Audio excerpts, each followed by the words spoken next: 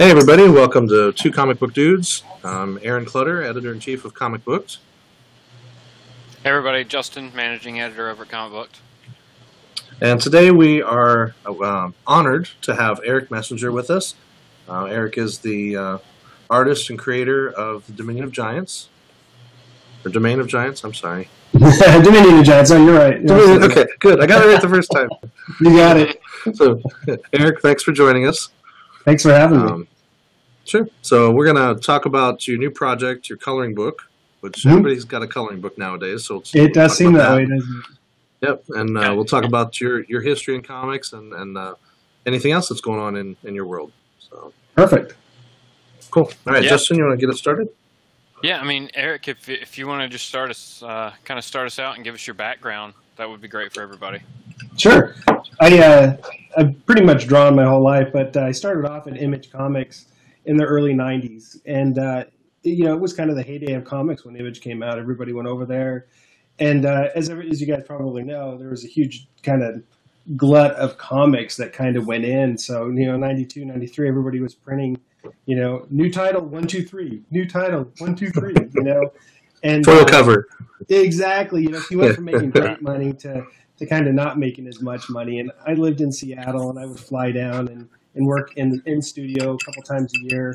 And after that, they would just send me. It was before internet was big enough to send files, so I would get these zip disks and FedEx, and I do the work, save it to that, FedEx it back, and I did that until the bottom dropped out. And once the bottom dropped out, there just wasn't enough money in it, and so I ended up getting out. The other thing that was kind of the bad thing is I had my own comic. So I'd wrote it, I'd illustrated it, did everything on it, inked it, everything. And it got picked up by a company called Delta Comics. I was really excited about this. I said, this is it. This is it. And we've made it. We're done. And then all of a sudden I got that letter in the mail that says, I'm sorry, your book won't be published. We're unfortunately going out of business. And I went through about a week or two of crying and all that, and I decided that it was time for me to kind of slow down the comic book world, and I went over and I opened up a graphic design studio because it was, when web was getting really big. So, taught myself HTML and all that, and, have made a living doing that. But I always continued to draw just because comics are always my first love. So I've always done these, Edragon. Everybody does Batman, but Venom. I love Venom, and I just always would do these paintings, and I would post them up on my Behance site, and just kind of slow mo. And then the other thing that I started building was the Dominion of Giants, and that kind of turned into the Dominion of Giants from looking for something to sketch. When you sit down, you're trying to draw. What do you draw? Well, since I was building my own world, every time I sat down, I always had something to draw. And so that's how kind of Dominion of Giants came about. So that's kind of what I'm How far back or how long ago was it when you would say that you first started creating this world or drawing these characters? The funny thing is I don't think I ever named it anything for probably 10 plus years. It was just always, what do I draw? Well, okay, I have this world. Okay, it's all giants, and then you'd have something to draw right away. And you have context in which to draw, so you have your backgrounds. You could create your the whole world, the characters and everything that live within that world. And it just always, I never lacked for something to draw at that point. And so it just built and built until finally I thought, man, my wife said, you got to name this thing, and so I'm like, oh, I do. Okay, I'll do it. So I did. I named it and started putting pieces out that were called the Dominion of Giants, and have just kind of built from there. Nice. That's cool. Yeah, I mean, the art. Go ahead. I'm sorry. Okay. Sorry, no. All right, go ahead. No, I was just saying, the art itself, everybody go over to domainofgiants.net or .com, and you can check it out. And it has, I don't know, it's great fantasy-looking giants and ogre types, and you got dragons and stuff. So if you're into that any aspect of that, this book's going to be right up your alley. So I think it's awesome. No, thanks. Yeah, it is definitely fantasy based for sure. It's definitely fantasy based, and I can roll in if you want to the coloring book if you'd like. Just yeah, go ahead. Let's like what's going on right now? What can they look forward to? Well, coming from the Dominion of Giants, a publisher had seen the work that it's on the dominionofgiants.com, and called me and asked me if I could convert that over into line art. Well, since I did comic books forever, converting something over into line art was pretty much second nature, and so that's what I did. We put out a coloring book, a Dominion of Giants coloring book, and I thought it would actually be a really great first book because it's a great kind of introduction. I'm kind of calling it a coloring art book because it really is. I took my time on the book to make sure that the art was high quality and that looked really nice. And so that's good. It's more of an art book too for me, but it's a good introduction to some of these giants that I do, and it's a good way to kind of cross a wide variety of ages, So we do these kind of coloring things at Barnes and Nobles and Entertainment Mart, things like that. Libraries, lots of libraries. And anyone from 4 years old to 74 years old comes in and enjoys the book. It just has a wide taste of,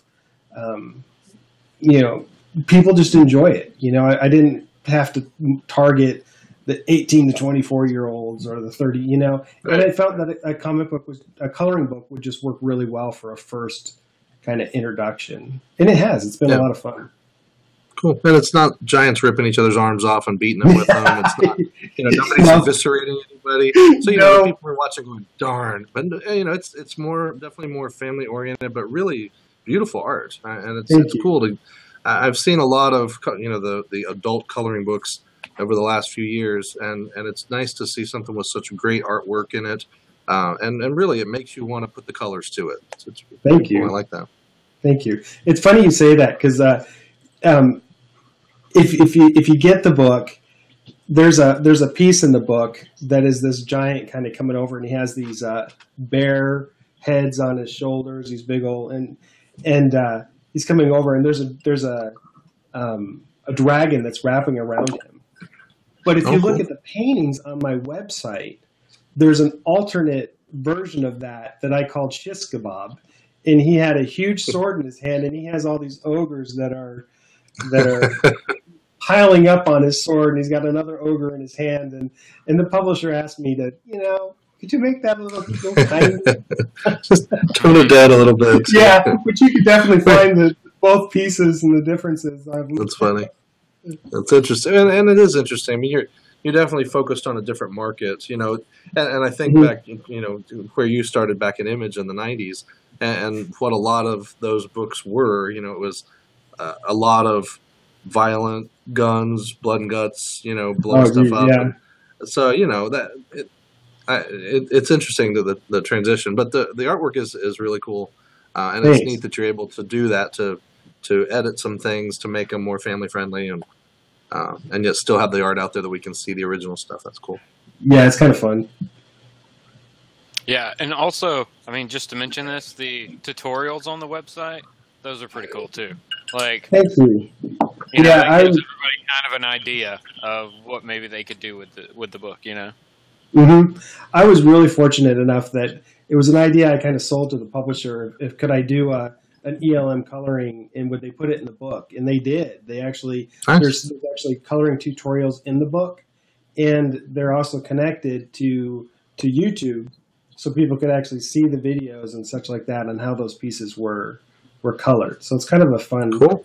Gives you a little bit of interaction too. That's pretty neat. Very cool. So I have to ask, what books did you work on at Image? Can you talk about that or not? I'll be honest with you. I don't know if I could remember all of them. Because I was definitely one of those. Yeah, I'm telling you, it was like a machine. On a single zip drive, I'd have 2 pages of one title, 3 pages of another title, and I would be like, "Could you color these for us?" All right, sure. I didn't even know if we had their. You're given a color palette that you work with. Right. So every artist, if you're a colorist or if you're whatever, you have this color palette. So you know which colors belong to which characters and skin tones and all that, and you'd go after it. And so, yeah, thinking about the books is just, I don't know if I could do it anymore. So you just say, I worked on the ones with the guys with the guns and the armor. Exactly. Yeah. Oh yeah, those books. There was a gentleman by the name of his name was Drew, Drew, and he was a great friend of mine, and he worked for Image, and unfortunately he's passed. But he did. I don't remember if you guys remember. It was the Cosmopolitan issue, and it was before like now you go to a comic book show and they're really popular. But he was one of the first to actually do it, and he was known for doing this realistic rendering. And he just did beautiful work, and so he was one that I worked with mostly, and so I did a lot of that because I didn't do a lot of cut shading. I would render everything out on using a Wacom. That's cool, and that's really some of my favorite kind of art. I always think about, especially the art of the body and things like Alex Ross style and Greg Horn and Greg Land. Those guys are just beautiful. Just the way they shape the body, and that's. I see the painting there behind of you. Over your shoulder. I was thinking about that. That's really cool. Is that from the Giants? It is. It's one of the first ones actually. It's an old one. It's cool. But thank you. It's pretty neat. Thank you. And then you can't really see here though. I'm doing it's for a gaming convention over in Europe. It's a piece for them. So I do periodic things like that. I try not to do a ton of that. But if it's a good friend, I'll go ahead and hook them up if I can. Cool. If I got the time. Yeah. Awesome. All right. What tablet are you working on back there? Is that a this is the Cintiq 27-inch. Okay. Nice. Yeah. It's. I gotta say, I do love it. I do love it. It's not the touch one, but it's an awesome piece of machine. Yeah. It's an awesome tool. Yeah. Awesome. It's a cool. So right now, looking at being able to get the book, but they can get it off the website. Is that right? Yeah, it is everywhere. You can get it on Amazon, Target, Barnes and Nobles. You can get signed copies on my personal website. I'm doing signed copies with alternate covers there. So nice. Yeah, so those are kind of cool on my personal site, which is nice. It's they're 15 a piece and it's free shipping, so it's not a bad price for a signed copy with a print. No, not bad. Yeah, so it's That's a good cool. place to go. But you can't find them everywhere. Yeah, online. Awesome. Okay, and we'll have links in the description for the video to show people where to go to get them. Cool. We'll point them to the website, definitely. A lot of people like to get signed stuff, so that's pretty cool. Oh, yeah. This is a good deal. And if you get both, if you get Fantasy Adventure and Dominion of Giants, it's a better deal. So yeah, that's true. Yeah, I do have two books out there. Might as well get both, Yeah. We are talking about Dominion, but I do have another one called Fantasy Adventure out there. But that's more, standard. They're not my personal characters. They're everything that I drew, but they're they're Pegasus and things like that. So right, cool. Still a fun book, but. Awesome.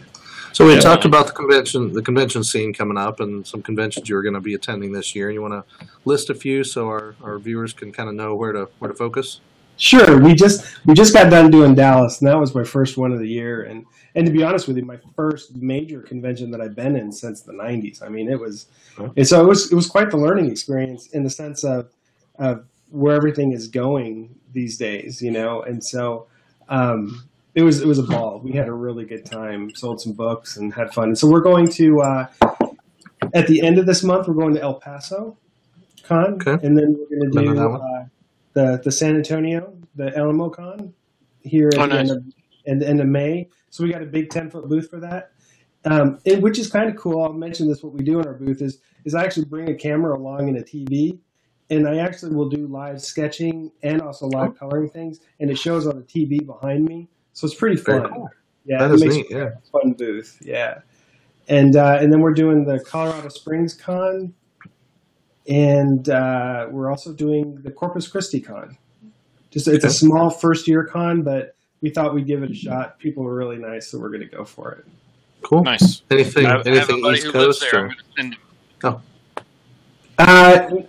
Not yet. We're booked until I think August, and so now we're still trying to tag on towards the end of the year what we're going to do. And so I would like to do some East Coast stuff for sure. Yeah, Baltimore, I think, since September. So Baltimore's a big. See, that would be a good one. Baltimore would be a good one. Yeah. Yeah, and we've got a. It's always Dragon Con. Oh man, I got to say I'm a little late to Dragon Con, but I next year I'm definitely going to put in because it's a juried show. You got to submit your stuff, and they got to say yeah to it. So I'm going to go for it next year because I think Dragon Con would be a ball. Yeah. Yeah, it's massive. It's spread out. It's like in 5 different buildings and blocks. Is it really? Wear some comfortable shoes. You think Atlanta's flat until you start walking around, and you're like, where did all the shoes come from? It's funny. And nothing like the con I went to last weekend, which was like in one room and. Just cause, it was a decent sized con. It was fun, but it was just really small. And it's a 2-day convention, and that was weird. It was like, it was fun. I gotta say, I like the small cons. I like to attend them because with these big ones, you feel like you're in this funnel that just keeps you moving, and it's really hard to stop. So if you want to talk to an artist or talk to a writer or see a new comic book that you'd be interested in, it's hard to slow down and do it. But on the small cons, man, you got time. You can sit and talk to artists and talk to people. So I dig the small cons. I really do. That's cool. Are you guys going to be? I don't know if Albuquerque still does their Ace. We were trying to do Albuquerque. Unfortunately, it just didn't hit our schedule. Yeah. It's usually like 4th of July weekend, I think. But I worked with them the first year that the first year they opened, and it was good. It was fun. I got to meet some. I got to meet some really cool people, and they were still. They kind of knew the convention scene, but they were still kind of learning because this was their first big comic book convention. Stan Lee was there, and it was just like way more than they expected. But it was. That's how Dallas was, because Dallas apparently Stan Lee said this is going to be the last time that I'm going to show up at a convention. It's, oh my God, the lines were just unbelievable. Yeah. And to be honest with you, that can be a little bit of a detriment to the artist because people are spending massive amounts of money to get these signatures, and unfortunately, sometimes it just doesn't leave a lot for the artist on the side. So that's a little right. Yeah, that's true. And that was like 7. I think it was 7 or 8 years ago when I worked. Or 7 years ago when I worked that con. Stan Lee was there for 1 day, half a day, Wow. And I worked the queues for his, because I volunteered. I worked for the convention group, and it was really fun because, you saw these people standing in line and all these cosplayers wanting to go in and see Stan Lee, stacks of stuff to go in and get signed. But then you think about all the money they paid to do this. Yeah. Somebody's making all this money. Where's it going? Oh man, so much money. It was crazy. Yeah. But like you said, it was a good opportunity for some of the smaller artists that were around for me to just stop by and say, "Oh, hey, how are you?" And spend like, the better part of an hour in front of one guy's booth and just talking to him. Yeah, that's true. It was pretty fun. And I worked the Star Alley there too, so I got to see some of the stars when they brought in the Star Trek: The Next Generation folks. Oh, cool. So that was really neat because they had LeVar Burton was there and some of those bigger name folks. So it was neat. And I got to meet Jim Kelly before he passed away. After the Dragon. So that was pretty neat. That's a pretty good pull from a small con. Yeah, it was. I was really surprised. Richard Hatch was there. I mean, they went all out for this first one. So I'd love to go back and kind of see where they are now. 7 or 8 years later. Mm-hmm. But, yeah. So, okay. Enough about me.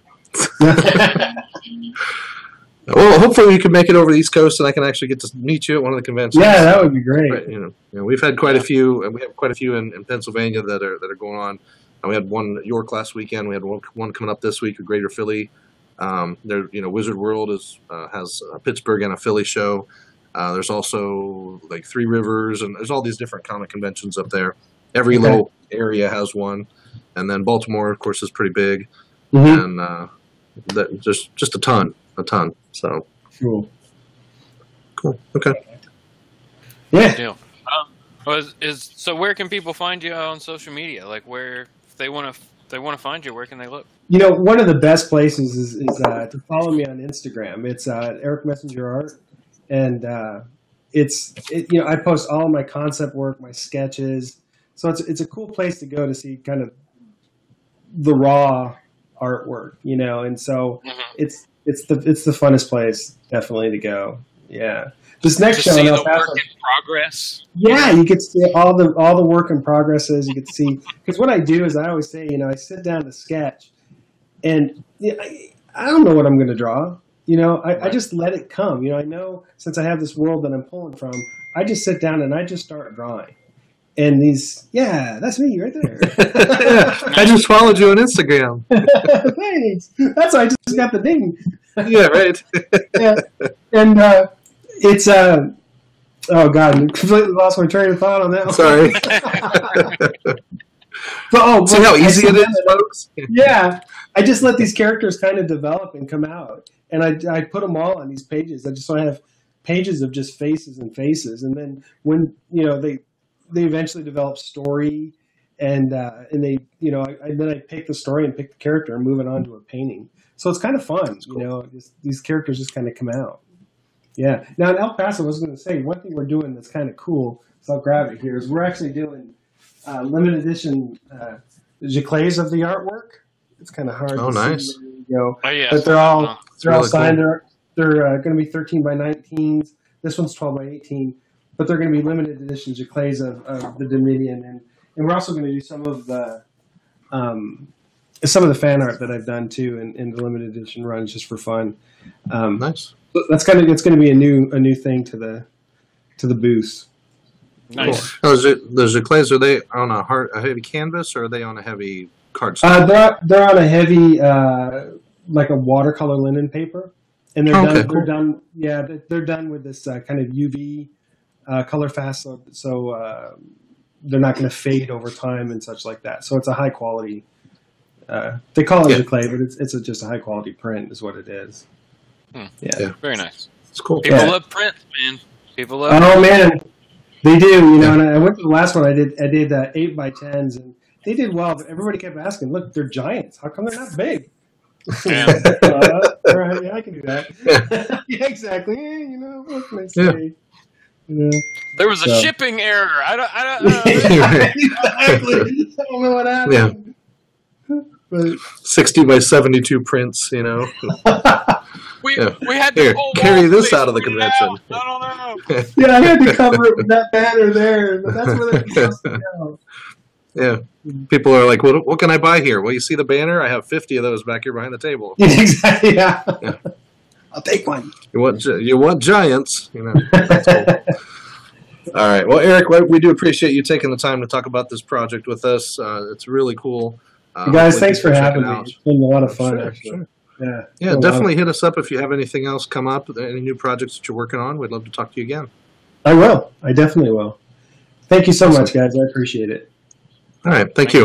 And everybody out there, be sure to check out Dominion of Giants, and we'll have the links down in the description. Check us out as well. Of course, we're on YouTube, comicbook.com. We have our website. We have Facebook. We have we're everywhere. We're all over the place. In fact, my son was reading an article to me. Awesome.